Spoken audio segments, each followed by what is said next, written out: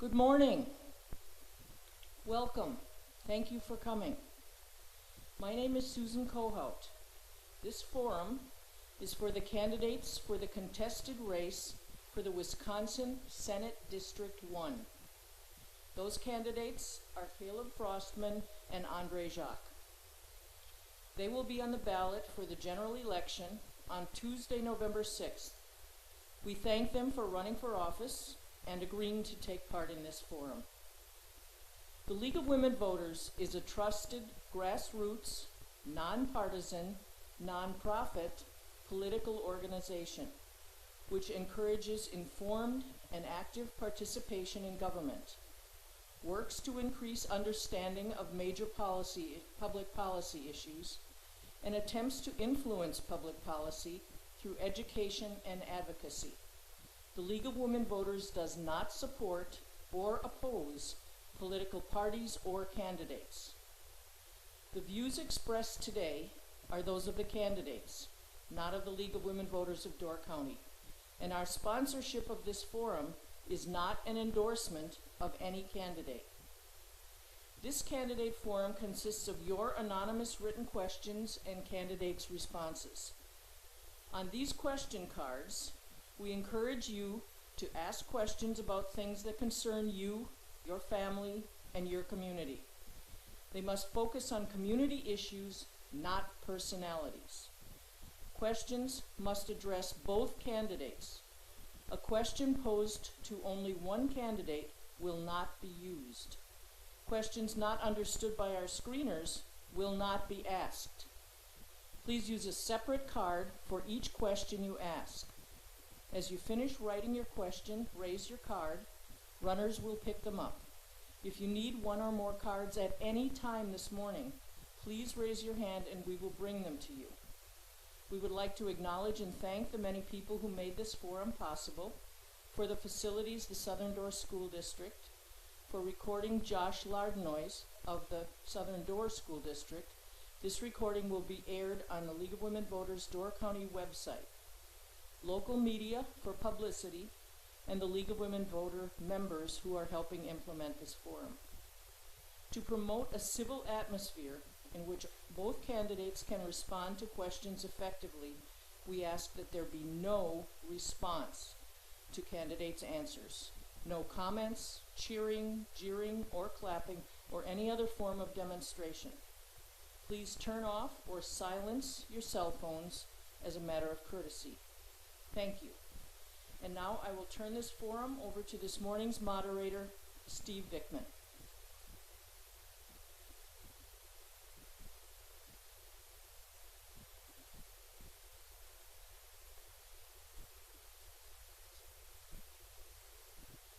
Good morning. This will be a forum, not a debate. In order that all candidates have equal time to present their positions and fairness for each is observed, the league guidelines will be the format for this morning. Both candidates have agreed in advance to the same guidelines. The candidates will introduce themselves in 2-minute opening statements. The candidates will be given 2 minutes to answer each question, and each question will be posed to both candidates. However, a candidate may decline to answer any question. No question will be directed to any one person. The candidates have drawn straws to determine who will speak first. However, the order of speaking will be alternated so that each candidate will have a chance to be the first responder. Only written questions will be accepted. League member screeners will review those questions in order to eliminate redundancies and inappropriate questions. If the screeners do not understand the question, it will not be asked. Questions will be asked as they are written. All questions will be made available after the forum to the candidates. Candidates, league timekeepers will signal when you have 30 seconds remaining in your response, and again, when it is time to stop. They are in the front row. We ask that the candidates be prepared to stop when signaled to do so. No flash cameras, motor-driven cameras, or other visual or sound recording devices are allowed to be used during the forum other than by the press, media, and forum sponsor.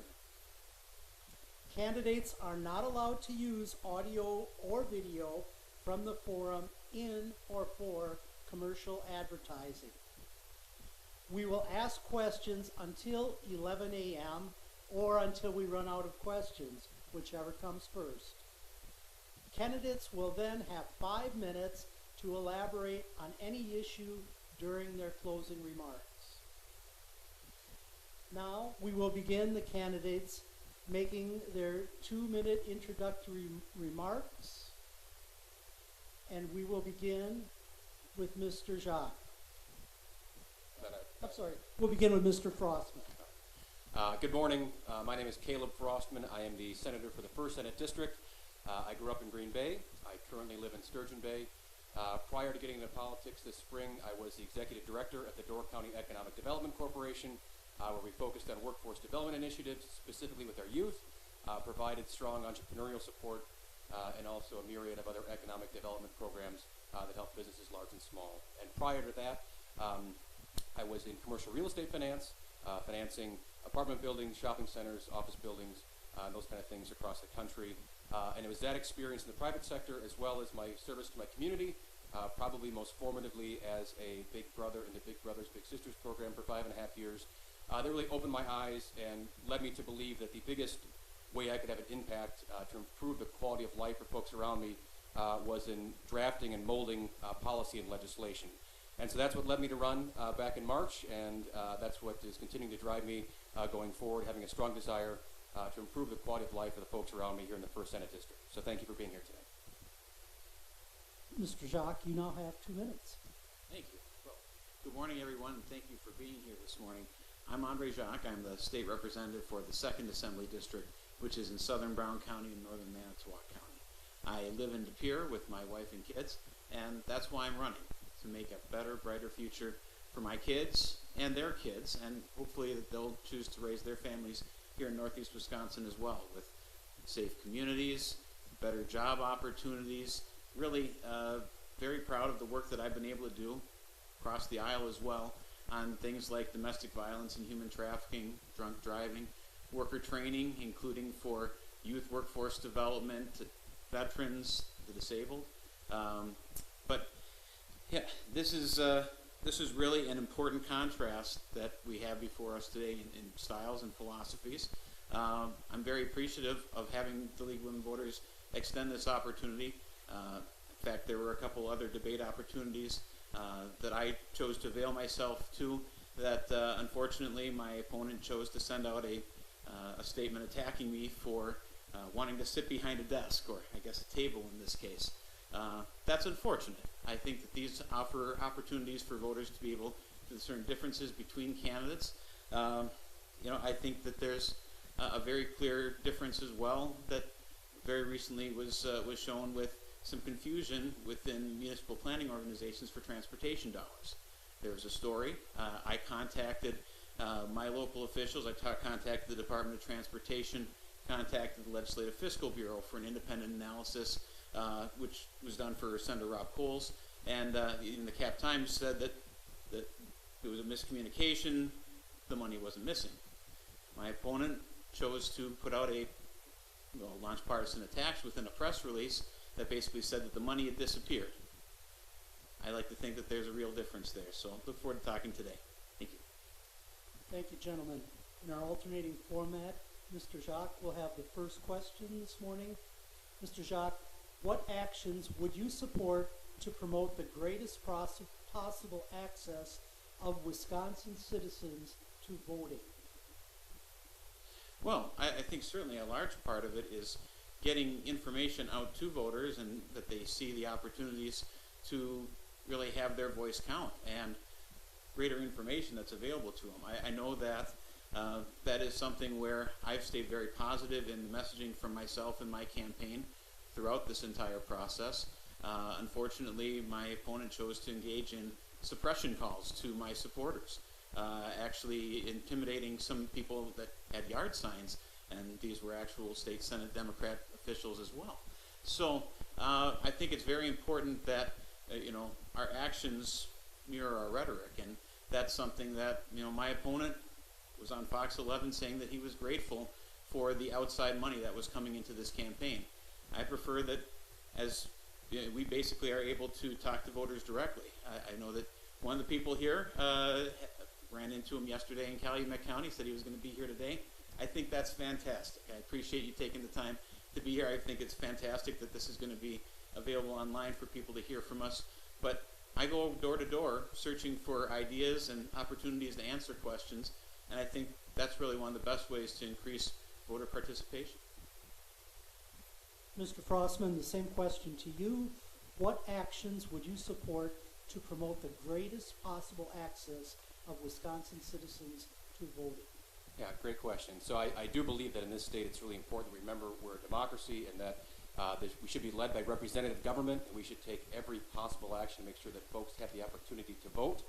And looking at some of the actions that have taken place in the last 7 years in Wisconsin, it's clear to me that I would rather invite more people to vote, make sure that folks, whether it's seniors, college students, have access to vote in this state, and I'd rather win on the merits of my argument than take away their ability to vote. So we've seen in the state of Wisconsin some pretty explicit voter suppression among marginalized communities. That's frustrating to me. As a citizen who wants my voice to be heard, I too have worn through 2 pairs of shoes, knocking on doors, talking to voters throughout the district, and folks want to make sure their voice is heard. That's what this country was founded on. That's why it's a republic. That's why it's a democracy. So making sure folks have the greatest access in all communities, all citizens can have their voice heard in Wisconsin is incredibly important to me as a senator. The next question goes first to Mr. Frostman. Please describe 2 or 3 of your priorities for your term in office and how you will effectively address those issues. Yeah, so talking to folks in the doors over the last 6 months, we've heard a myriad of concerns. The top one I hear about from nearly everyone along the political spectrum is the cost of health care in this state. It's ridiculous that in the most advanced country in the world in 2018 that folks literally choose between paying their rent and their groceries and paying for the health insurance premiums. I have close friends and family who choose to go uninsured because it costs just as much to pay for prescription pills without insurance as it does with a $1,000 premium. So taking the Medicaid expansion to the full level possible, the state came up short compared to other states. We could have expanded it further. That allowed folks, single folks making $16,000 a year access Medicaid dollars, or a family of 4 making $25,000, which is still a poverty wage in this day and age. It's a strong priority for me. Another one that we hear a lot about are natural resources. I believe strongly in the depoliticization of our DNR. It's really frustrating to me as a business person and an outdoors person to see the mentality of opening Wisconsin for business having to degrade and exploit our natural resources. Those 2 things don't have to be in the same sentence. And the other for me would be making sure that we invest in quality jobs. That obviously quantity is really important, but anytime taxpayer dollars are being used to incent companies or jobs to come to Wisconsin in this current economy where unemployment is so low and more folks are working than ever, it is extremely important, and I would like to see the state prioritize putting upward pressure on wages in the state to make sure folks can enjoy a higher quality of life. And so my solution for that is increased job training. I've been very vocal in this campaign and in my prior career in economic development, making sure that we communicate the viability of careers in the trades, that there is a living wage to be made there without a lot of times the gargantuan amount of student debt. And so those are options I look at as how we can improve the quality of life for folks that put in 40 or a lot of times more hours than that per week. Mr. Jacque, same question to you. Please describe 2 or 3 of your priorities for your term in office and how you will effectively address those issues. Sure. Well, one of the things that I've been able to do, again, in working across the aisle over the past several sessions, is you see legislation that I propose, and sometimes it might take the 2nd or 3rd session, but I've actually been able to get very significant pieces of legislation passed. And I'm going to continue on legislation that I previously introduced, as well as a number of bills that I'm working on right now in regards to victims' rights, human trafficking, of course, always drunk driving and domestic violence. And public safety is very important. And that's just something personally that I put a lot of effort into that doesn't necessarily have a really large lobby interest behind it, although I am very pleased to be the Legislator of the Year for both the Wisconsin Professional Police Association and the Wisconsin Chiefs of Police Association for my efforts in that area. Infrastructure is very important. Advocating to make sure that Northeast Wisconsin gets its fair share, things like the Southern Bridge into Pier, things like potentially the 41 expansion between Wrightstown and Appleton. But beyond that, I think people want to see continued economic growth. They want to, well, certainly acknowledging the challenges that we have in front of us in terms of workforce development. We have wage growth in Wisconsin that is outpacing the national average significantly. We want to see that continue. I've worked very hard on regional economic growth opportunities as opposed to having communities compete against each other. I've worked very hard within the trades for the Tools of the Trade program, which actually got on a bipartisan basis through the Assembly and through a Senate committee. That directly helps the trades to the tech colleges. I've worked on youth apprenticeship and apprenticeship reimbursement.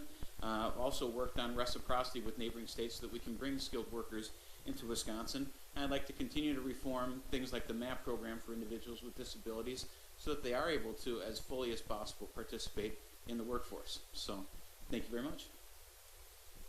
Next question goes first to Mr. Jacque. What will you do to actively promote civility and cooperative problem solving in Wisconsin politics? Well, you know, I think one of the things that we see is some very heightened rhetoric in terms of what makes it on the airwaves or some of the speeches that are made on the floor of the Assembly or the Senate. I think what I've always tried to do is to work collaboratively across the aisle, bring in a lot of different stakeholders, and I've been very successful with that. If you look at the bipartisan successes and the bipartisan support for the vast majority of my legislation, it's something that there are Democratic bills that I've signed on to, there are Democratic proposals that I've supported or amendments on the floor of the Assembly. I do have a reputation of being somebody who is one of the more independent members of the legislature and somebody who can work with anyone. That includes my own leadership. I actually ended up losing my committee chairmanship for standing up to to my own party leadership. That was something that I did on behalf of the people of my district and my own principals. I'm very pleased to have done that. And you know, if I have but one committee chairmanship to give for greater civility, I mean, there were people that maybe criticized the fact that as former chair of the Labor Committee, I allowed hearings to go on long to make sure that everybody's voices were heard. But I made that commitment and been very strong in doing that. I've had listening sessions in every corner of the district and have multiple opportunities where I don't screen any questions and everybody can ask as many questions as they want as long as there's nobody waiting that hasn't had one that's been answered yet, or asked yet. So, see how time's winding down, so I'll just end it there. Thank you. Mr. Frostman, same question. What will you do to actively promote civility and cooperative problem solving in Wisconsin politics? Yes, I'm very grateful to have some experience in this endeavor. I look to my private sector experience, both in banking, working in a fairly stressful environment with aggressive clients looking to finance. You know, there's not necessarily risky deals, but there's risk in every deal, and really ardent credit approvers looking to protect the bank's capital and trying to find win-win solutions where the borrower can earn the return they're looking for, the bank's capital is protected, and the bank returns earns its return. And I also look to my time in economic development, where I worked with government officials of all political stripes, electeds, teachers, business owners, students, and I really feel strongly that, you know, my track record will show that when you put the mission above partisan politics and partisan rancor, you can get some great things done. And I plan on doing the same thing in the state legislature and have been thus far. And I'm really grateful that my circle of friends and my circle of family is really diverse politically. And so our Thanksgiving conversations are very civil, even if we have different yard signs in our front yard. But it's good practice. And I think that, you know, the people that I care about and love think differently than me. And if I can seek to understand why they feel that way versus trying to make them understand me, you know, that leads to greater civility. And I've had some good conversations, and I think we've accomplished a fair amount here in Door County and my past private sector experience as well. Next question goes first to Mr. Frostman. Regarding the topic of money in politics, will you support the state bill that would allow Wisconsin voters to express their views regarding political contributions, contributions only from human beings, or contributions from humans and corporations, unions, etc. Can you repeat that one more time? I'm kind of Sure. confused wording. Regarding the topic of money in politics, will you support the state bill that would allow Wisconsin voters to express their views regarding political contributions, contributions only from human beings, or contributions from humans and corporations, unions, etc.? Good question. So I think money in politics, and specifically transparency about where that money comes from, is extremely important.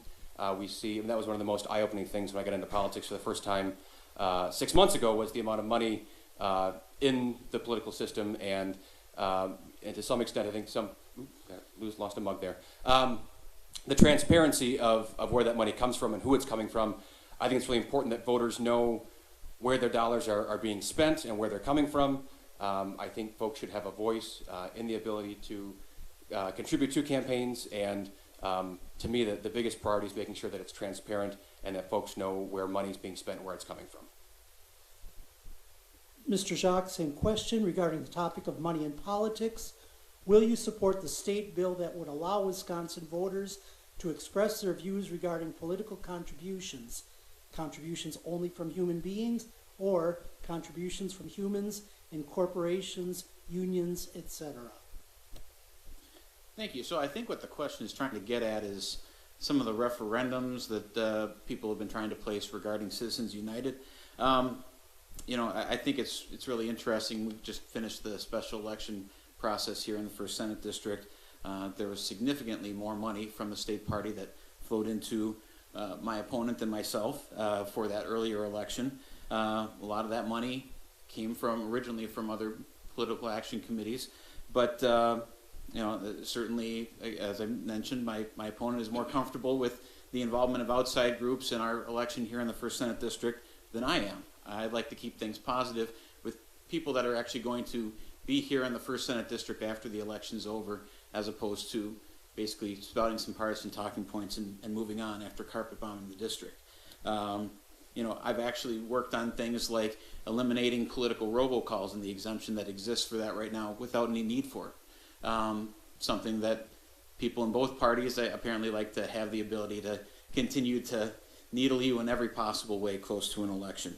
But, you know, my opponent, I think I just saw on Facebook yesterday, was talking about a contribution that he got, not from an individual, but from a business for an event for his campaign.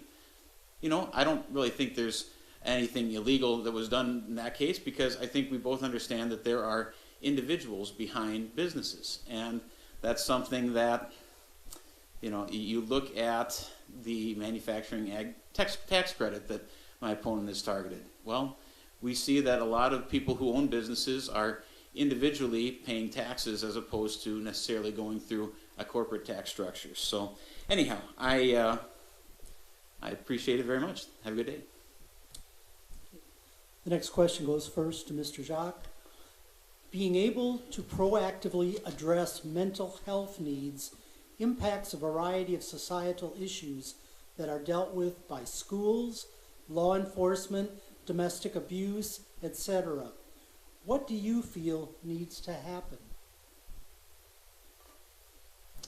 Well, mental health is certainly a very important issue, something that I actually used to work on as I was actually in the private sector as a contract consultant for Brown County, actually acted as their county grant writer, but was involved in the move to the Comprehensive Community Services, the CCS program at Brown County Human Services, where we were working on co-occurring disorders and ways to better really deal with the problems of mental health that go into substance abuse and other issues. I have worked very closely on domestic violence and restraining orders and things like stalking and manipulation and control and things that are certainly part of domestic violence, as well as the coercion and control that we see very much within human trafficking, or even the child enticement loophole that I was very pleased to help close this last session. You know, we've continued to put more resources into it. I know that's a component of the school safety legislation that we passed earlier this session, on a bipartisan basis, was pleased with that. So,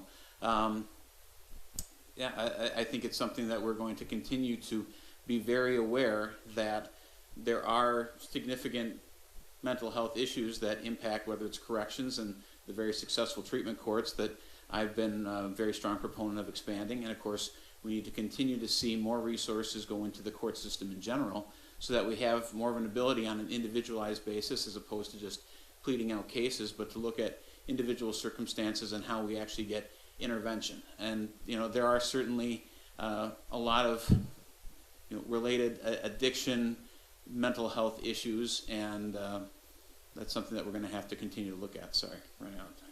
Thank you. Mr. Frostman, same question. Being able to proactively address mental health needs impacts a variety of societal issues that are dealt with by schools, law enforcement, domestic abuse, etc. What do you feel needs to happen? Yeah, I think it's really important that we address mental health as the health crisis that it is, and that this is one area where my opponent and I agree in terms of the need for investing in treatment courts. I think that would really divert a lot of taxpayer dollars into a much better investment. There's about a 2-for-1 payback on investing in diversion programs and those kind of things. And I do think between mental health and addiction, we have a long ways to go in terms of removing the stigma of both of those afflictions and treating, whether it's opioids or meth or other addictions, treating them as the illnesses that they are and treating as a health crisis, I think is really important for us to prioritize if we're going to make progress on these things and make sure that folks, I don't want to misquote some number, but the number of people that are incarcerated in our correction system that are either dual diagnosis or solely there due to mental health issues is unconscionable in 2018 in the most advanced country in the world. So it is, in my opinion, a crisis. It's not just an issue. I want to make sure that we prioritize investing in resources, yes, in our schools, in our treatment courts, and to the general public. My family has been touched by both addiction and mental health, and so I've seen the ravages this can do on a family, and in this day and age, the affordability of healthcare and the accessibility really shouldn't be an excuse, again, in what is considered to be the most advanced, wealthiest country in the world in 2018. Next question goes first to Mr. Frostman. Access to comprehensive reproductive health care for women has been restricted between 2010 and 2018 in Wisconsin. Please share how you will ensure that women's reproductive health care is protected in the Senate. Okay. Yeah, so for reproductive health care in general, for both genders, I'm a strong supporter of comprehensive sexual education beyond abstinence only. I'm a strong supporter of making contraception available and affordable. And as far as women's reproductive health care, I believe abortion should be safe and legal, and that no politician in Madison or DC should get in the way of a woman and her values, and her family, and her doctor, and her faith. And I've arrived at that position by listening to women, trusting women, and deferring to their judgment on this issue. I don't think politicians in Madison or Washington have the wherewithal to decide what is best for women and her health. So that's where I stand, and I'm happy to be here. Mr. Jacque, same question. Access to comprehensive reproductive health care for women has been restricted between 2010 and 2018 in Wisconsin. Please share how you will ensure that women's reproductive health care is protected in the Senate. Well, there's certainly a lot of programs that we have at the state and federal level that deal with basically women's health care. What I would say, though, is Caleb already boiled down the question to what it was. It's more of a commentary on abortion. Now, what we did, and actually what I took a lead on in doing, was basically stopping the loopholes that Planned Parenthood, the state and nation's largest abortion provider, was using that were granted during the Doyle administration to massively overbill taxpayers, as well as through the Title X program, essentially setting their own priorities and filling their own pockets, as opposed to opportunities that we are now going to have in the next round of funding for state, basically county level public health programs to be able to provide greater access and greater meeting of women's needs, including reproductive health. There's a wide variety of things that are available through Title X that now will not be getting short shrift. So Thank you. Next question goes first to Mr. Jacque. What can be done to ensure that the citizens of Wisconsin can depend on safe drinking water? Well, this is something that I'm very proud of in terms of my past work on clean water, on environmental issues. Very proud to be on the DNR Small Business Environmental Council. Very proud to have been the leader on things like brownfields, but also expanding the Safe Drinking Water Loan Program to joint water authorities like what we have in central Wisconsin. Central Brown County. Very proud to have taken a leading role in making sure that the Wrightstown area was able to get safe drinking water when they had some issues in that area, as well as problems with the DNR in terms of getting that pipeline sited. Beyond that, I have been a co-sponsor of looking at the cumulative impact on watersheds when permits are issued, not just whether the individual permit application meets the requirements. Basically putting a priority on stewardship purchases within the Niagara Escarpment. Also, within the last budget, the study of, the total maximum daily load, TMDL study of eastern Wisconsin watersheds. Also supported the support for, or basically state support for remediation of contaminated wells. I'm very supportive of the NR 151 changed rules that the legislature chose to uphold, and it's something that really I've seen a number of attacks on this issue, and basically there was one of these shadowy special interest groups that doesn't disclose its donors that gave $150,000 to another group, which then within 48 hours chose to air $150,000 of negative TV ads against me on this issue. My opponent has used that same group's misleading statistic, but along with that has basically been asked what he would do. Well, he supports NR 151. I do as well. So, thank you. Mr. Frostman, what can be done to ensure that the citizens of Wisconsin can depend on safe drinking water?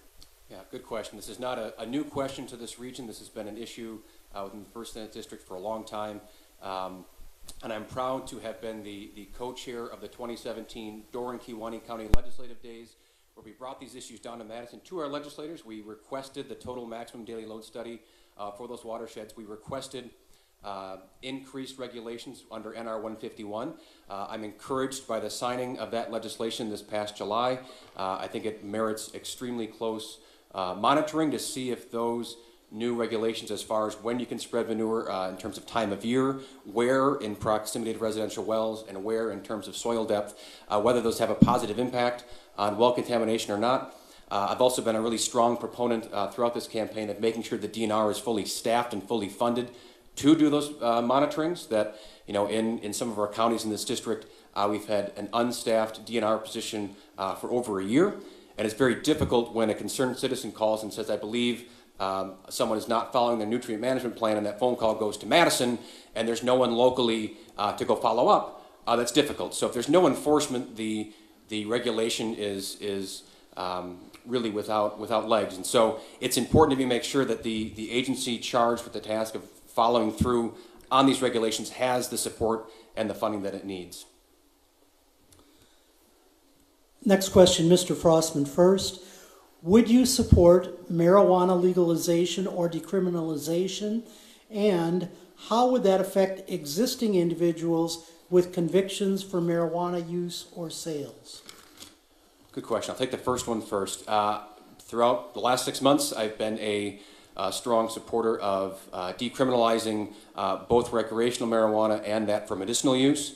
I really believe that too many families have been torn apart through the criminalization of marijuana.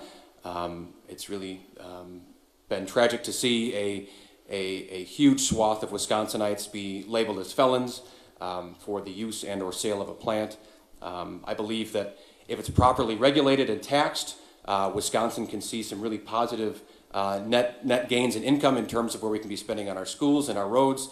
Marijuana is already being sold and consumed in Wisconsin, and those dollars are going to fund black market cartels in Mexico that are extremely violent. I would rather see, if folks are going to be engaging in the use of marijuana recreationally, that those dollars be put towards our schools and our roads and broadband infrastructure. And it's been proven by science and medical research to be beneficial to patients of many illnesses, whether it's cancer or glaucoma. Folks have been seeing really positive results using marijuana. And what was the last question? What effect would it? And what effect, how would that affect existing individuals with convictions? Yeah, I would be certainly open to vacating criminal convictions for marijuana in the past. I don't think folks' lives should be ruined. Their rights to vote should be taken away. Their right to attain housing should be taken away. Their right to get a job should be taken away for having used marijuana, especially knowing what we know now in 2018 in terms of its effects and what its limited harm that marijuana can do.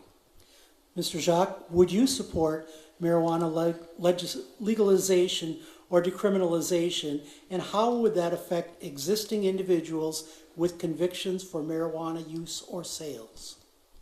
So there are certainly things, whether it's the CBD oil, the cannabidiol oil, or the growing of hemp, that we're talking about non-psychoactive substances, and to the extent allowed under federal law, that I have been supportive of. But this is something that I listen very closely to the law enforcement community on as well.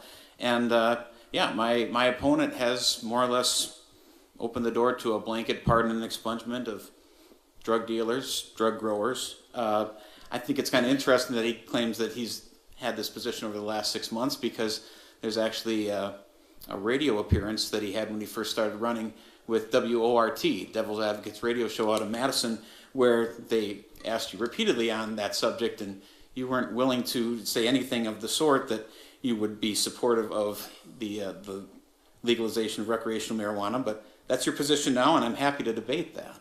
The fact that something is happening, so therefore we should just legalize it, oh boy, is that a slippery slope. I don't know that, again, we're talking about substance abuse addiction, we're talking about mental health issues. I don't know that increasing access to addicting substances, psychoactive substances, is going to help anything, especially when we've seen from Colorado, there's a massive increase in drug driving that's occurred, as well as a massive increase in youth use. And those are very concerning to me as a parent. Thank you. Okay, the next question goes first to Mr. Jacque. What is your position on levy limits for local government, and are you willing to repeal or modify current law? And if so, how? Okay. Levy limits. And I come from a local government background. In fact, I'm very pleased to have been recipient of Legislator of the Year awards, essentially, or the Outstanding Legislator Award from the Wisconsin Counties Association, the Friend of Towns Association, or Wisconsin Towns Association, Friend of Towns twice. I've done a lot of work on eliminating unfunded mandates, those things that get, basically the buck is passed without any bucks being passed from the state to the local level, and things that then add up to increased local tax levies. So I've worked on giving local government the tools in a lot of different ways, including things like prevailing wage and other mandates in the construction of state projects, things like no longer collecting sales tax on the construction of public projects. So, I think you talk to the local elected officials in my district, they've been very happy with the service that I provided in terms of reducing pressure for the increase of levy limits. But certainly we're always looking at ways that, especially within state government formulas, look, the shared revenue formula is broken and has been for some time. You look at the school aids formula, which I appreciate that Representative Kitchens has taken the lead on trying to reformulate that. But you look at these large unwieldy state formulas, and yeah, we need to look at where there are perverse disincentives for the most effective administration of local government. And that's something that I saw myself as the former transit planner for the city of Green Bay, or Green Bay Metro, in terms of, you had basically stop bus routes at city limits based on what the ability or willingness was of the surrounding municipalities to pay for it. So, because of the formula that was used. So there are a lot of different ways that, again, I think we can, hopefully reduce levy limits, and that was certainly one of the things that we saw with Act 10 as well. Thank you. Mr. Frostman, What is your position on levy limits for local government? And are you willing to repeal or modify current law? And if so, how? Yeah, and I've talked to a lot of municipal folks in their private lives that lean left and those that lean right. And the most common topic that they want to talk to me about, as far as it relates to their job, is levy limits and how it strangles local communities. And to me, it really is a pretty clear commandeering of local control, that folks in Madison think they know better than what the people in the 1st Senate District know in terms of what they want to invest in. And we've seen it in my hometown here in Sturgeon Bay. They don't have the financial wherewithal to fix their roads. They're on a 60-year replacement cycle, so they had to enact a premier resort area tax in order to fund their roads, an extra 0.5% sales tax to make that happen. And so I would absolutely be in favor of repealing levy limits. I think if there's a way to do it gradually, I'd be open to that. But I do think that from the folks I've talked to, like I said, in their private lives on both sides of the political spectrum, as far as it relates to their job and their ability to serve their communities, I hear universally that levy limits really impede a municipality's ability to best serve their residents. Next question goes first to Mr. Frostman. What criminal justice reforms would you support that would decrease recidivism and reduce the prison population? Yeah, as I mentioned earlier, I really think we should wisely invest in treatment programs, whether that's for addiction or mental health or both. I really am deeply concerned by the number of folks that are incarcerated for mental health and or addiction. And then, you know, looking at our correction system, our state spends more on corrections than they do on the UW system, which is frustrating to me. So I think in a very, very broad picture view, I would rather see us invest in education, in 4K, in family supporting programs. But I also would love to see our corrections system focus on correcting and rehabilitating. I do believe, of course, that incarceration is a bit of a deterrent when it comes to committing crime. But if folks are convicted of breaking the law, I would much rather see the state invest their time and resources in rehabilitating that person versus just housing a sedentary resident who learns nothing, grows nothing. And I think it's important that, when they are incarcerated, that it's rehabilitation for mental health, it's rehabilitation for vocational training, that when they are released, that we have really impactful bridge programs from incarceration to the workplace.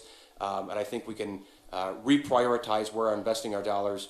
And Wisconsin, incarcerates, I think, twice as many people per capita as the state of Minnesota, which has very similar demographics to Wisconsin. So the stats when it comes to corrections in Wisconsin are really scary. And I would love to see the state reprioritize where they invest their dollars in terms of rehabilitating and correcting folks that have broken the law. Mr. Jacque, same question. What criminal justice reforms would you support that would decrease recidivism and reduce the prison population? Well, certainly we should focus on, within corrections, correcting the behavior, rehabilitating and reducing recidivism.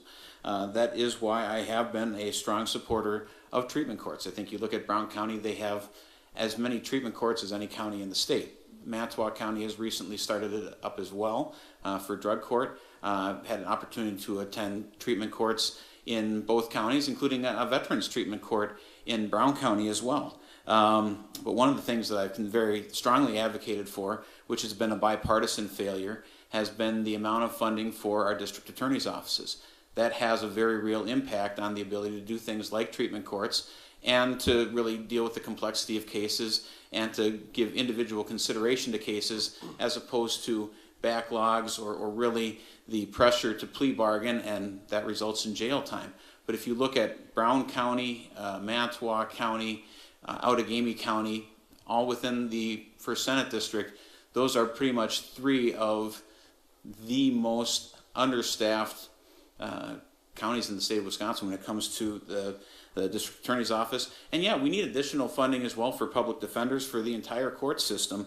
But that really is what is holding back the opportunity to have some of these treatment courts to, again, look individually at cases as opposed to, putting people behind bars. But, just making broad promises like, and this is at the level of the governor's race right now, but basically proposals to eliminate half of the prison population by reducing or by releasing violent offenders is certainly something that I'm very much opposed to as a strong supporter of victims' rights.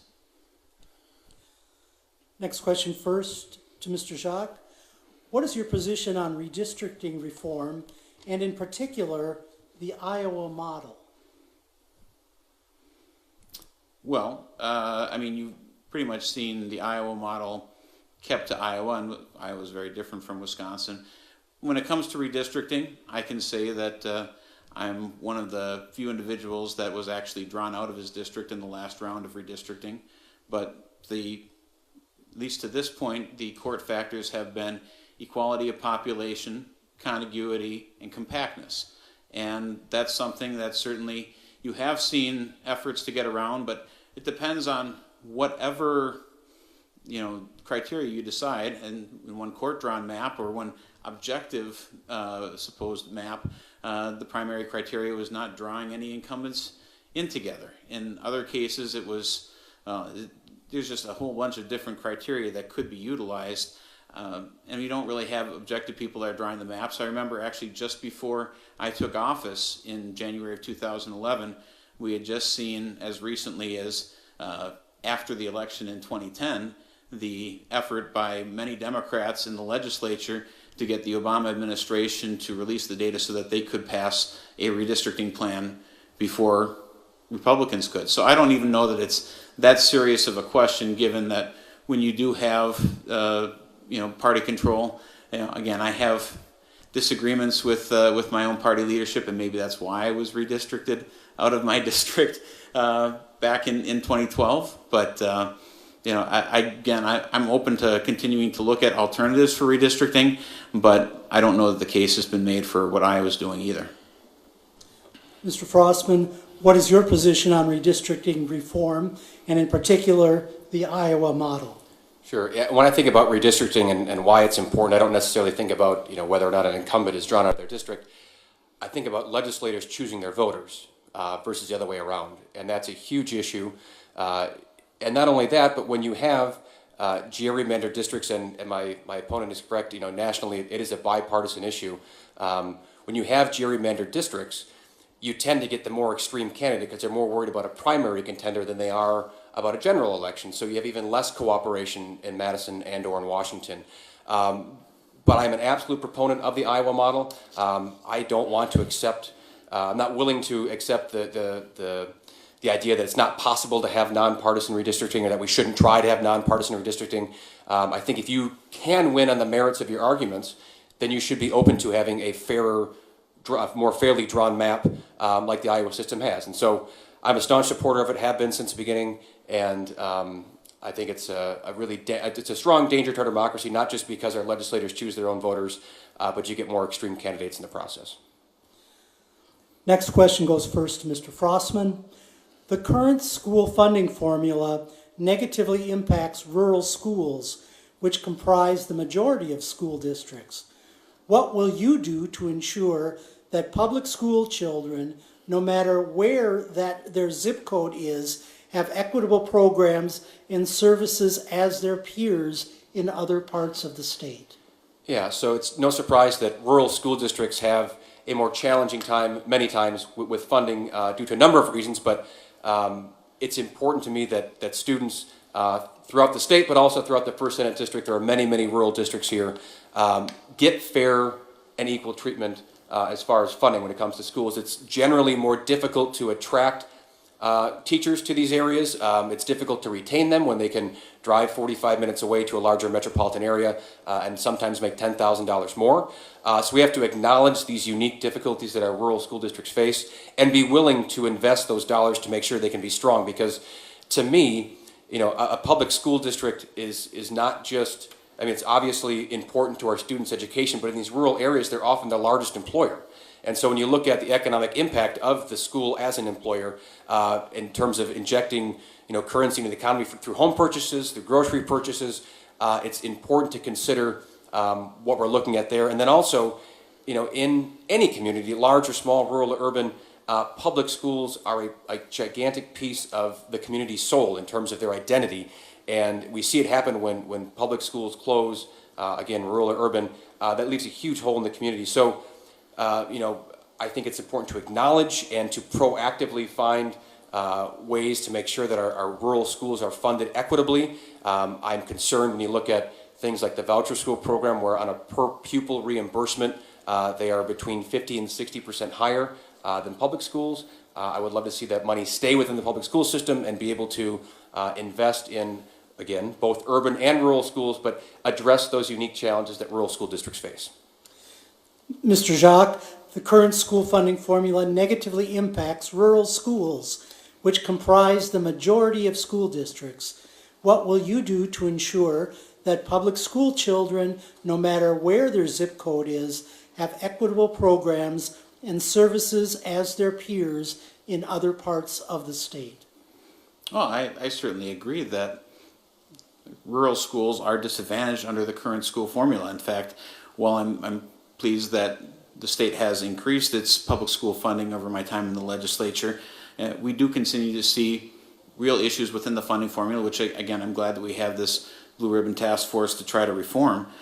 When it comes to sparsity aids, I was very supportive, actually a co-author of legislation with Representative Mursaw, which originally Governor Walker had proposed in the budget, to give him credit. But not only did it increase the level of sparsity aids, but it also created an additional tier of sparsity aids, which helped rural schools like Mishicot in the 1st Senate District. But in addition to that, I think that if there are inequities that exist within the school funding formula, then the state should be the one to try to fix their formula, to try to level the playing field. And we shouldn't be putting the bill on local property taxpayers that we've seen don't have the ability to pay for it in certain areas of the state. So that's why I think with the additional state investment in education, that we have to be very smart about where we're putting those dollars as well. But certainly additional sparsity aid is a good start. And again, hopefully an additional tier of sparsity aid as well for those that districts that definitely either become eligible and ineligible, they're right on the borderline, or certainly there are small school districts already that just have not been eligible for sparsity aid that should have it. Thanks. Mr. Jacque, next question. How do you feel about individuals who identify as transgender using the restroom they identify as? How do I feel about it as a public policy item? Or, I mean, I think what you're looking at is certainly people have the ability within their own homes. I think the concern is when you're looking at a public situation, does somebody have the ability to go to whichever bathroom they choose, and what might that impose on other individuals seeking to use the bathroom of their gender? Mr. Frostman, same question. How do you feel about individuals who identify as transgender using the restroom they identify as? Yeah, this is an interesting question. I've been a strong supporter of the fight for marriage equality, just in terms of general LGBT rights, was something that got me into politics in the first place. And so LGBT youth, whether they're lesbian, gay, bisexual, or trans, commit suicide at a rate, or attempt suicide at a rate 4 times higher than their peers, and 70% of them hear negative messages from their elected officials. And so I've been very vocal that I'm less concerned about who uses which bathroom and more concerned about whether the human waste ends up in our drinking water. I think it's really important that we allow folks that are, in a marginalized community to use the bathroom of their gender identity. And again, LGBT rights, I'll be an LGBT ally until the day I die. This is something that got me into politics in the first place. So I'm a strong supporter of folks using the bathroom of their choice. Next question first to Mr. Frostman. What are your thoughts on current gun laws, considering the frequency of gun violence in schools, workplaces, restaurants, movie theaters, etc.? Yeah, so I've been a hunter and a gun owner since I was a young man. I identify mostly, above all things, as a hunter, and so I own firearms. I'm familiar with firearms. I passed firearm safety when I was 11 years old. And to me, I think there is so much room for common sense legislation that is supported by 90+% of the American population to close the background check loophole, to make sure that people that aren't allowed to go on a flight due to TSA warnings, they shouldn't be able to buy a gun. And so when I look at what the Second Amendment says, what the rest of the Constitution says as to why we ordain this Constitution of the U.S. is to secure the blessings of liberty, to ensure domestic tranquility, to promote common welfare, to provide for common defense. It's really hard to argue that our current gun laws, or frankly lack thereof, provide for domestic tranquility when parents have to worry literally every single day about their children going to school. I find myself, when I go watch a movie, watching the exit door to make sure no one walks in after things like Aurora, Colorado. So to say that to me that the Second Amendment is all or nothing is really fallacious, that there is so much room for common sense legislation that will save lives, that won't infringe upon our hunting heritage, our ability to enjoy the shooting sports, or our ability to be protected under the Second Amendment, that it's really frustrating, and I think there's lots of room for common sense legislation that will not infringe upon those rights. Mr. Jacque, what are your thoughts on current gun laws considering the frequency of gun violence in schools, workplaces, restaurants, movie theaters, etc.? Well, I think certainly the first priority has to be existing the current laws on the books, something that I've worked on legislatively, and as well as making changes legislatively in cases of domestic violence to ensure that you have people who have engaged in violent behavior that do not have access to deadly weapons.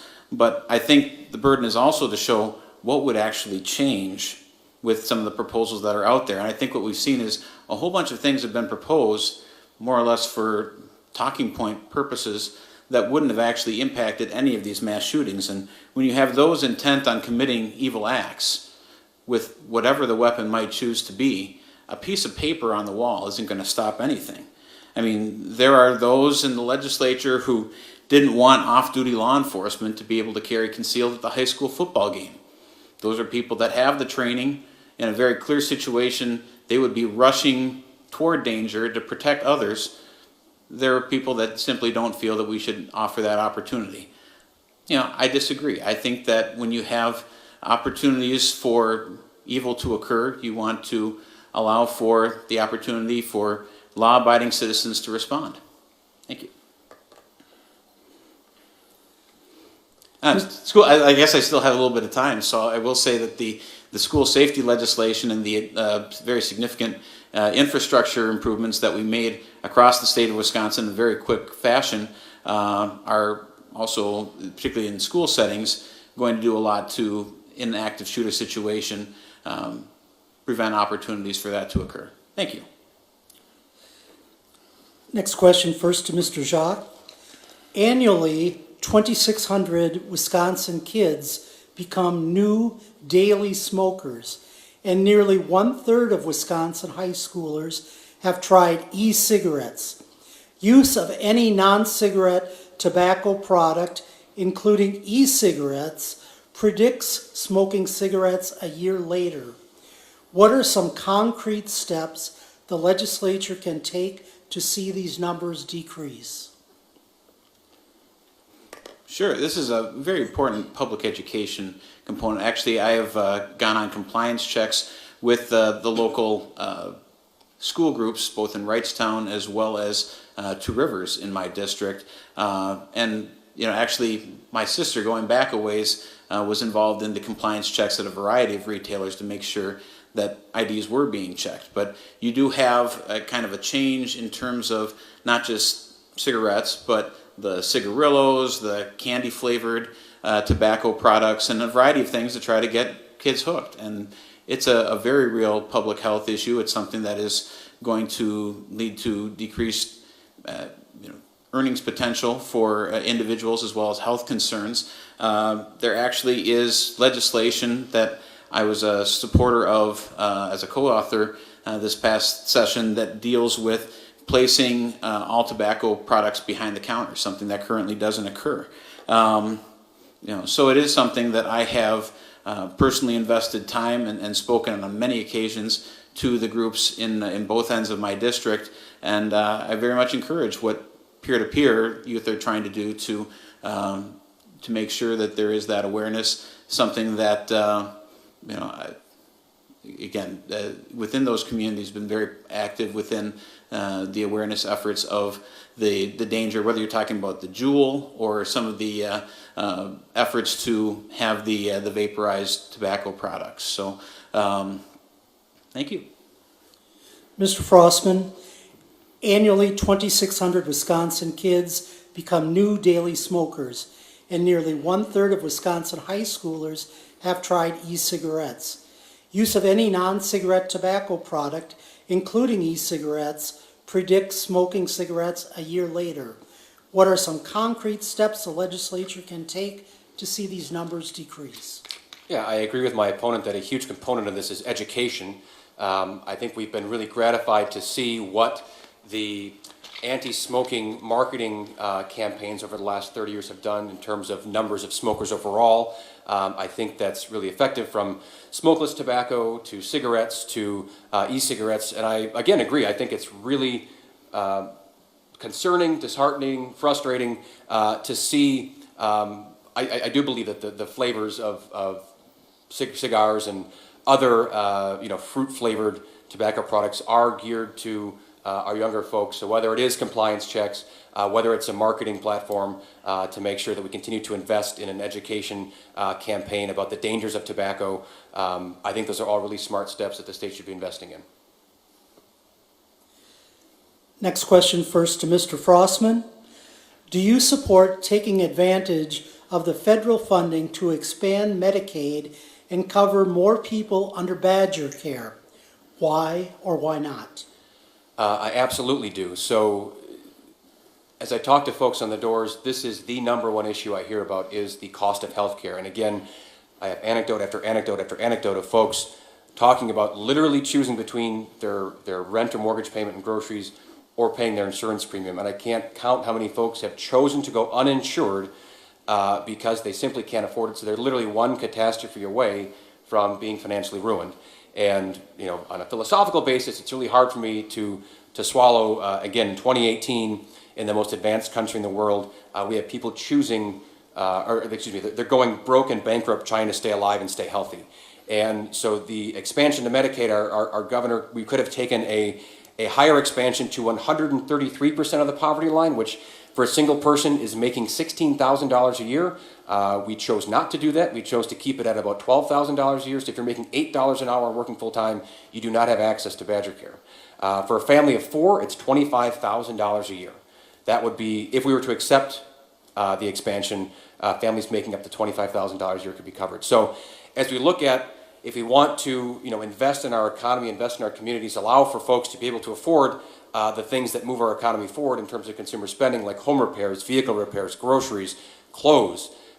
If they can't afford to pay for their housing when their insurance is so expensive, we should be doing everything possible, especially when the dollars are coming from the federal government, to make sure we can have those folks be insured, invest in their health, invest in our communities, and be able to inject those dollars into the economy in our local areas. Mr. Jacque, do you support taking advantage of the federal funding to expand Medicaid and cover more people under Badger care? Why or why not? Well, I don't support the Medicaid expansion in as much as we're talking about a failed program, and we've seen that.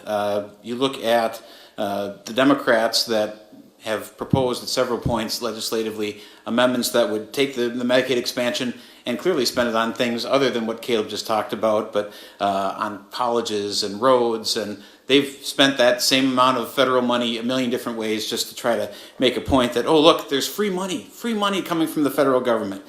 As a grant writer myself, I can tell you it's not free money. And you actually look at what the Democratic governor of Minnesota said. The Affordable Care Act is no longer affordable. Now, what we've been able to do from the Jim Doyle days to now is go from number 7 to number 1 in healthcare quality, something that even former President Obama acknowledged when he was holding press conferences here in state, including at my alma mater, Green Bay Southwest. You look at what we've been able to do in terms of the major state expenditures, the increased expenditures within each of the past 4 budgets for healthcare. We have now actually, unlike many states, gone up to 100% of federal poverty level in terms of covering vulnerable individuals. We have a much better and more affordable health care than what you're going to find in a lot of the states. You look at the low Medicaid reimbursement rates that we have here in Wisconsin, because of course when Obamacare was first enacted, we didn't get the Cornhusker kickback that Nebraska did, or the Louisiana Purchase. We still have low reimbursement rates, and that's the main point, is that if we sign on the dotted line for the Medicaid expansion, we're going to be on the hook for greater state costs down the road. And we're not going to get any help with that, and we're going to have to apply for a waiver to basically see if the federal government will ever allow us to rule ourselves, which you don't typically see. So anyhow, my answer is no. Thank you. Next question goes first to Mr. Jacque. Would you support or oppose legislation designed to protect undocumented folks who participate in the U.S. Census?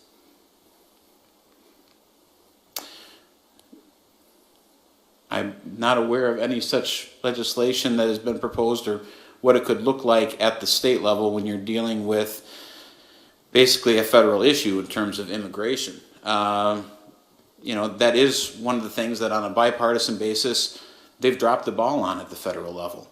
You've had full Democrat and full Republican control at various points for as long as I've been alive, where they've dropped opportunities to really reform our immigration laws. And as states, we're not able to give legal status to something which is illegal at the federal level. As much as some might try to do that with marijuana or other things, we still have court battles that we would fight, and the court battles have basically showed that we're going to lose. So, if the intent of the census is to document legal citizens who have legal basis within the country, I don't know what the state role would be in enacting legislation that would be upheld at the federal level. Mr. Frostman, would you support or oppose legislation designed to protect undocumented folks who participate in the U.S. Census? Yeah, I would support it, and it's been, again, frustrating and concerning to see this focus on kicking people out of the country, having spent multiple years within economic development. What I hear about from our employers, whether it's in agriculture or manufacturing or finance or healthcare, is that we can't find people to fill the jobs that we have available. And so I'm prioritizing finding ways to make sure folks can find a path to citizenship. There is a need for comprehensive immigration reform, but I don't think kicking law-abiding citizens out of this country is the wise path to take when we are looking at ways to expand our economy. This country was built on immigrants. My great-grandfather's earliest memories were literally herding reindeer in Lapland, and he was able to come here, be the sheriff of Bayfield County, raise 12 kids, be a school teacher, and also be a dairy farmer. And that's because of the opportunities afforded to him here in America. And that's the bill of goods immigrants were sold when coming to America in the late 1800s. And I want that to be the same bill of goods folks looking for a better life come to find when they come to America in 2018. Next question goes first to Mr. Frostman. How would you fully fund transportation to meet the needs of all Wisconsin residents, including those who bike, walk, those who ride the bus, and those who have other abilities? Good question. So this is a topic that comes up sometimes at the doors, but it comes up mostly in our boardrooms. When I talk to businesses in this district, our businesses, again, folks that in their private lives lean left and those that lean right, and some they're really far right, are really frustrated with not just the state of our roads, but our state's leadership inability to find sustainable funding solutions to make sure we're not driving on gravel roads in 2018. And so when we look at what it does for manufacturing, for agriculture, for tourism, it's really important we find a sustainable solution. So I want to make sure that all options are on the table. Indexing the gas tax to inflation, I think is a start. There are other states that pay much more than we do in wheel tax. I don't necessarily want to go as high as they do, but there are certainly options to look at in terms of how we fund this. I believe it's our current leadership's stubborn ideological refusal to look at anything that could be construed as, an increased funding. But in the meantime, our businesses are complaining about defective products. Our county trunks are on a 196-year replacement cycle. The average Wisconsin family pays over $600 a year in car repairs due to our bad roads. And we've seen what an investment, I think in the short term, the jobs that road construction provides, and then in the long term, what a new road can provide. We've seen for the last 10 or 15 years what a new 4-lane highway has done for this area in terms of tourism, in terms of our manufacturers getting products in and out of here, as well as our agricultural community, what they can do with a new 4-lane road. So from a short-term perspective and a long-term perspective, I believe in the investment of roads and infrastructure, and I refuse to settle for we can't find the money, it can't be done. In the meantime, we are having rural Wisconsin communities talking about turning paved roads back to gravel roads because it's more manageable for them at this point. Mr. Jacque, how would you fully fund transportation to meet the needs of all Wisconsin residents, including those who bike, walk, and those who ride the bus, and those who have other abilities? Great question. So I do believe that we need to focus on providing more transportation dollars to local governments as opposed to state mega projects, the sort of thing that just one large project in southeast Wisconsin spread across the state would have an appreciable impact here in northeast Wisconsin. That's something that I very much fought for, local infrastructure, and also eliminating mandates that allow for local governments to stretch their road dollars further, something that in one particular case my opponent has opposed. But we want local control for biking facilities. I have actually worked, again, as the transit planning coordinator for Green Bay Metro, so I am aware of the needs of mass transit in our urban centers. I'm also aware of the need for individuals with disabilities to be able to get to appointments on time, and have advocated very much with those with disabilities to be able to get the support that they need. What I would say is I do support the governor's framework of basically increased revenues for transportation, whether that's registration or gas tax increases, as well as that, as long as that is offset with broad-based tax relief elsewhere, things like the taxes on our utility bills, so that the overall tax burden isn't increased. I do think it's something that needs to be prioritized within the budget, as opposed to always waiting till the very end of the budget process, at which point there's no money left for transportation. But it's not as if the state hasn't been increasing its transportation expenditures for some time. It's a matter of basically putting those priorities in, and we actually have gone in a positive place in terms of reducing our reliance on bonding in several ways. So, I guess I would say that things like indexing the gas tax, that's a simple way of saying that you don't want to engage in the larger conversation of the very significant increases in the gas tax that I guess Governor Evers, Tony Evers and others are interested in doing. Indexing the gas tax is not going to have an appreciable impact. Next question goes first to Mr. Jacque.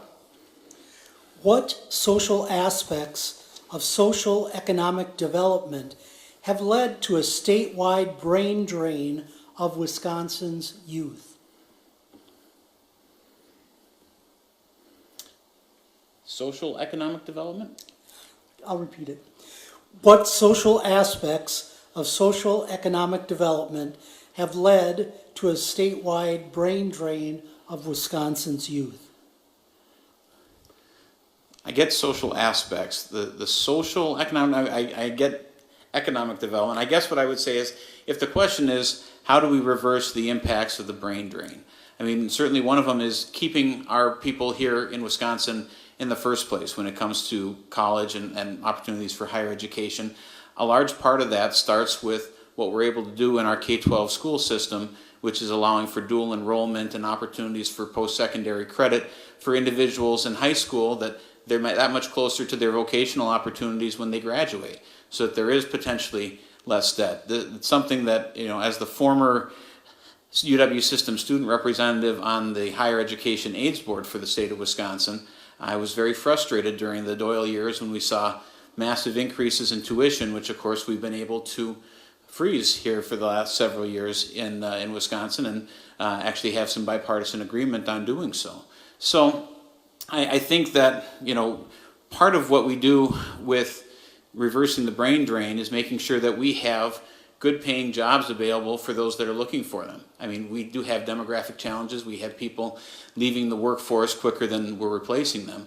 And that's why you have things like, you know, when you look at Foxconn, you look at introducing new sectors of the economy to the state of Wisconsin that we didn't really have before.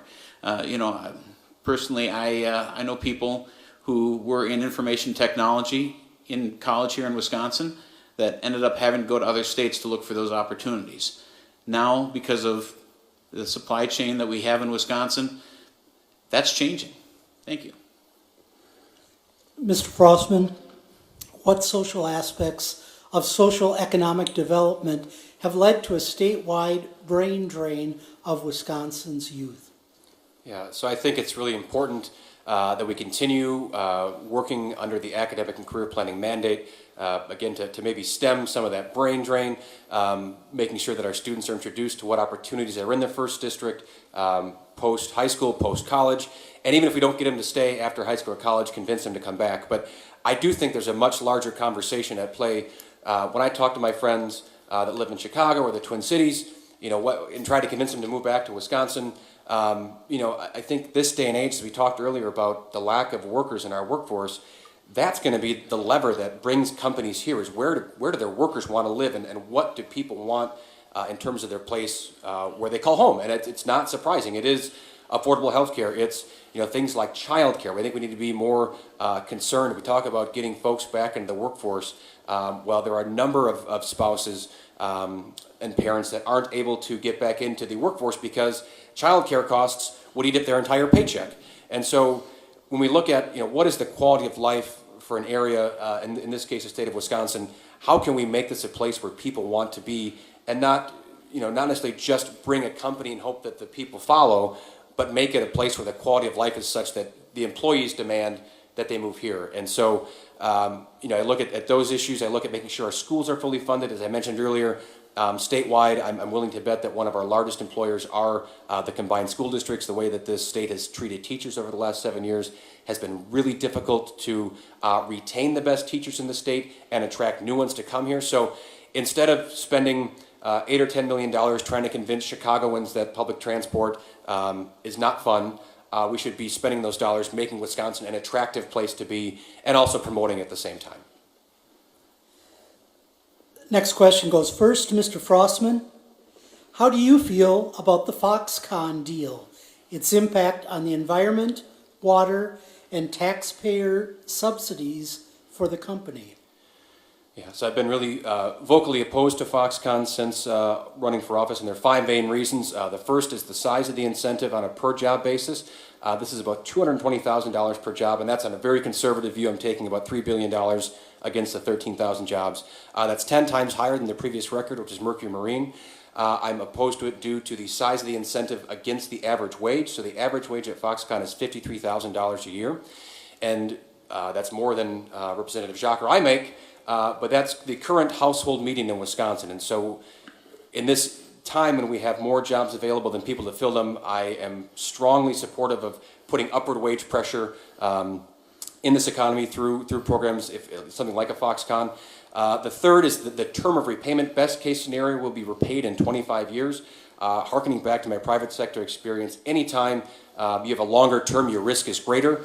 And I use the example of if Wisconsin had invested $3 billion back in 1993 in VCR manufacturers, we'd be in big trouble. So we have to look also at what the primary repayment source is, which is technology, which is dynamic and ever-changing.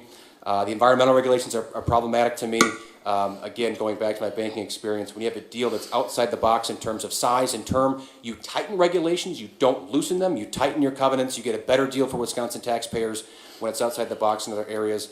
And then the last one for me is kind of opportunity cost, but also I just think this deal is such a strong condemnation of this administration's ability to diagnose what ails Wisconsin and prescribe what could fix it. When we look at being 4th worst in roads, 2nd worst in broadband speeds, you know, cutting the money we have for education, having the healthcare costs we have, there are so many economic development levers that could have been invested in that would have helped current Wisconsin companies that start off the sweat of someone's brow in their garage or basement that need the help today that didn't get it thanks to Foxconn.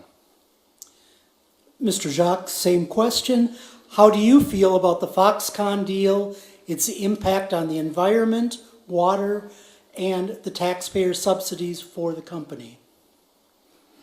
Sure. So I obviously touched on it a little bit in the previous question, but I voted for and support the Foxconn legislation.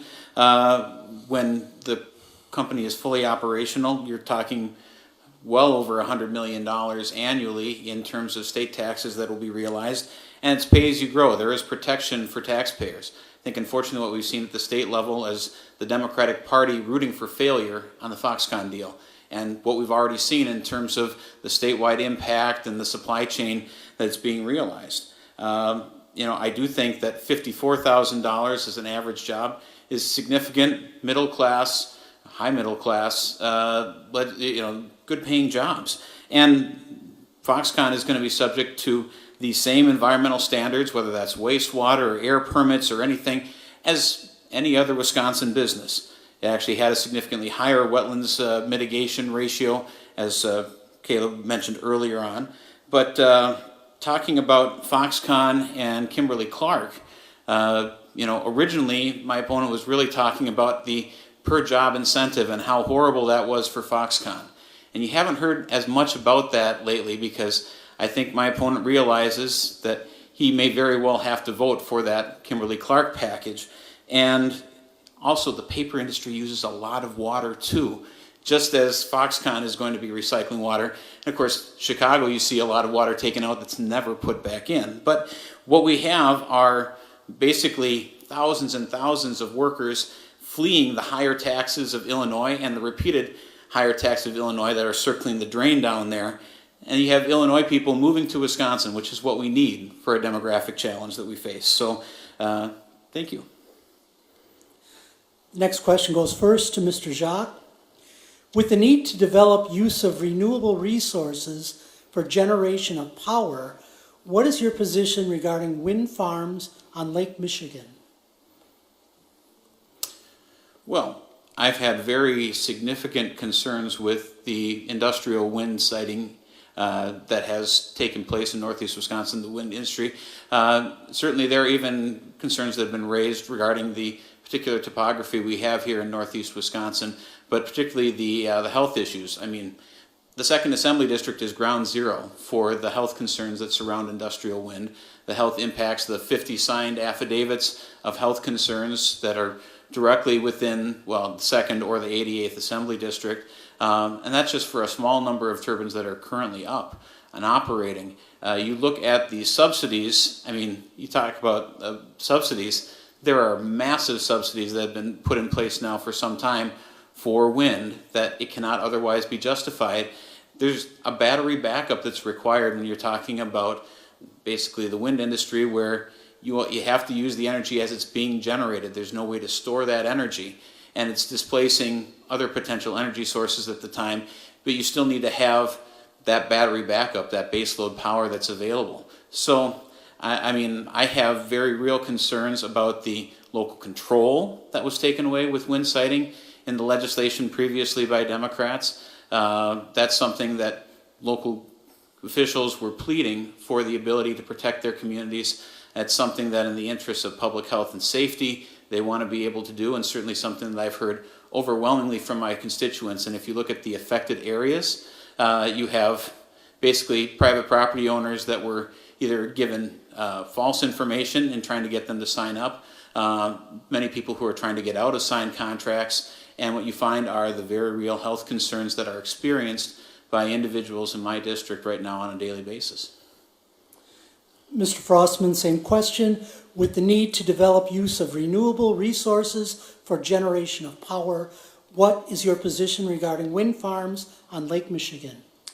So I'm very supportive of finding more sustainable energy sources. I think in this era of climate change, and we're seeing it with more frequent severe storms, more severe tropical storms and other weather events, that we need to place an even greater sense of urgency on finding green energy sources As far as whether it's solar or wave or wind, I think that all options need to be considered and discussed. I'm not as familiar with wind energy, but I would again want to talk to folks affected in that area to find out what their concerns are. Excuse me, and explore wind as an option along with solar and other possible technologies like wave energy. The next question will go first to Mr. Frostman. How do you propose to balance economic development with protection of natural resources?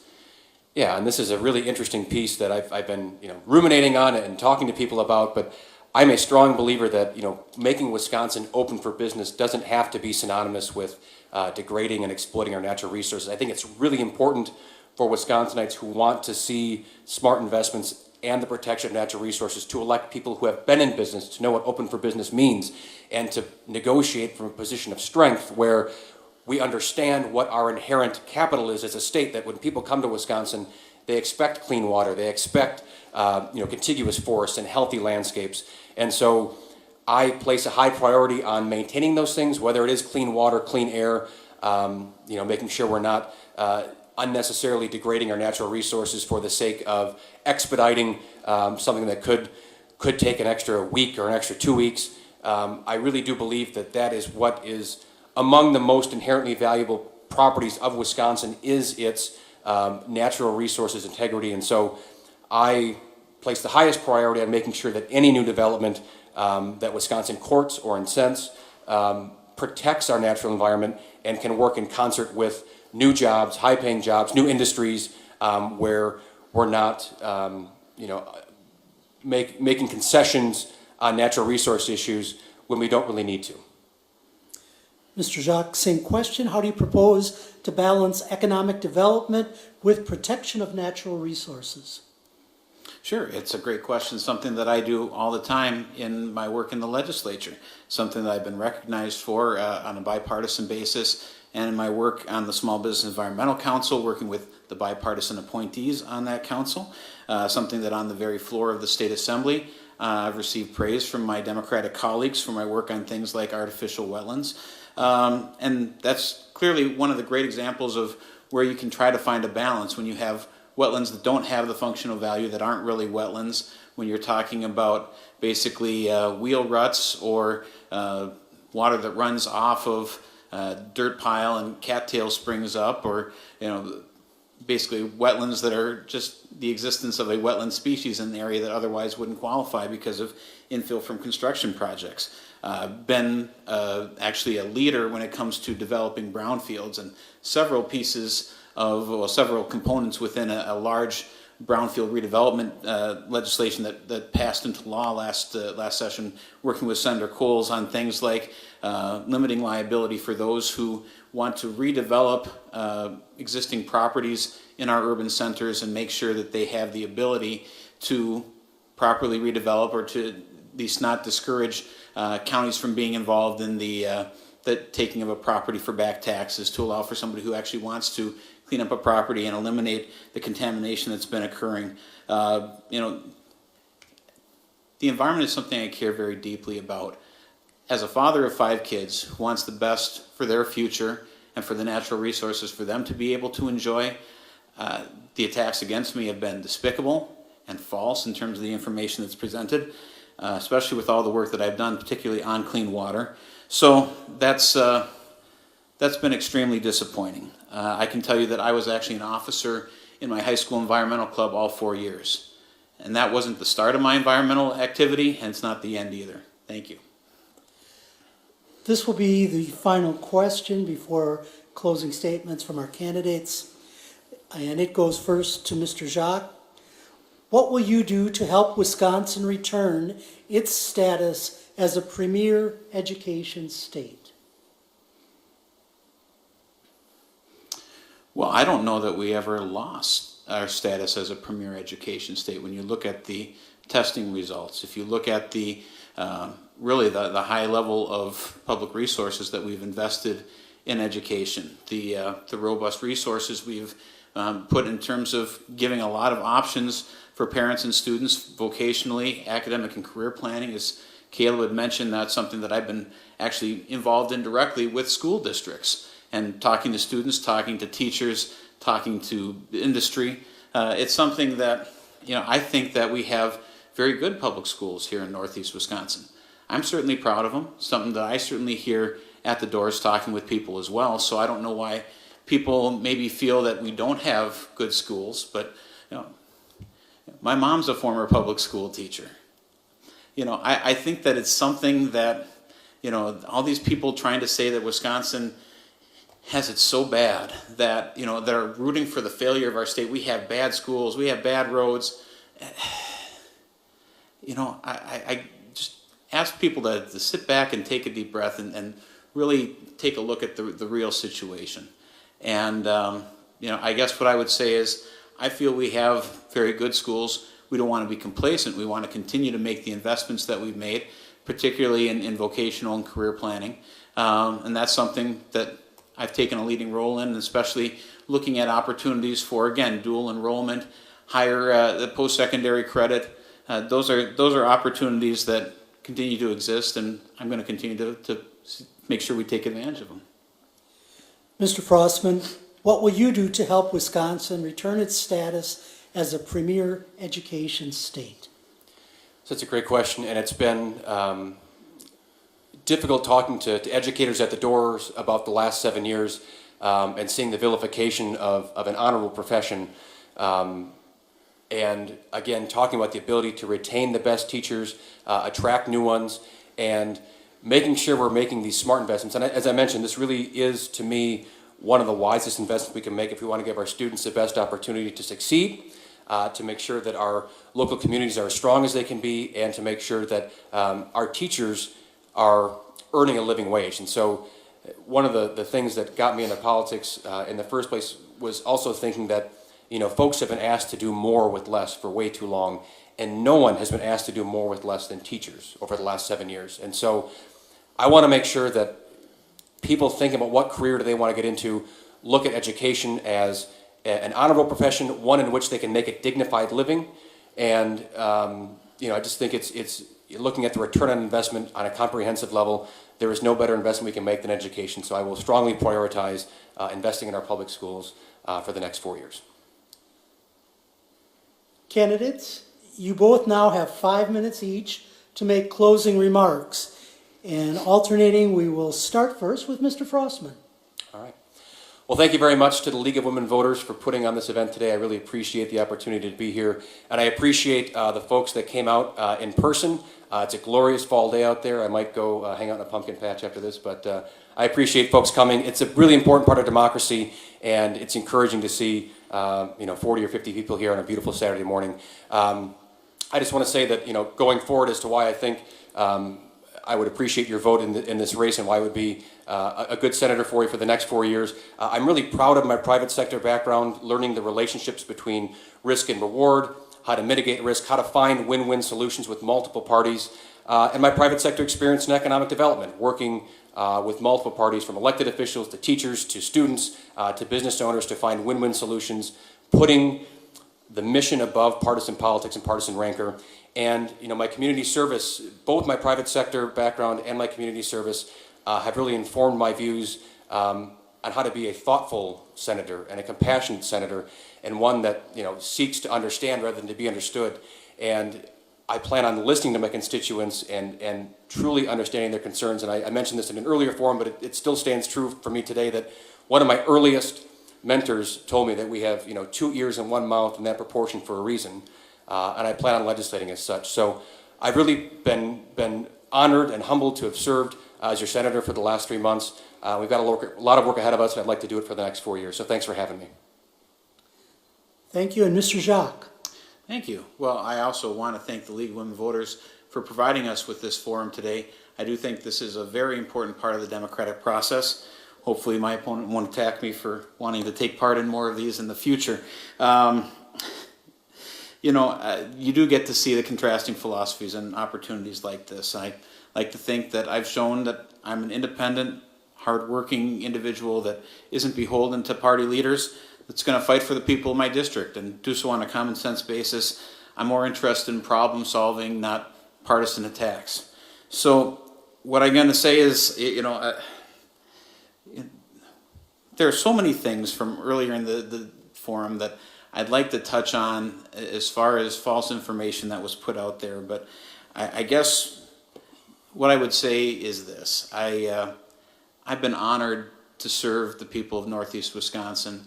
Been honored to stand on my own record and see the issues as they've developed over the past several years, both in public service, as a community volunteer, and somebody that, when we made tough decisions like Act 10 to prevent layoffs of public employees, not just teachers, but teachers would have certainly been among the most affected. I made a decision that I wasn't going to vote for that piece of legislation unless I was going to be subject to the same pension and health care contributions as every other public employee. And it's something that impacted members of my family as well in that regard, and it was something that I supported then, continue to support today. My opponent welcomed the investment of the outside groups that have bombarded and will continue to bombard Northeast Wisconsin. Eric Holder's group, that's the National Democratic Redistricting Committee.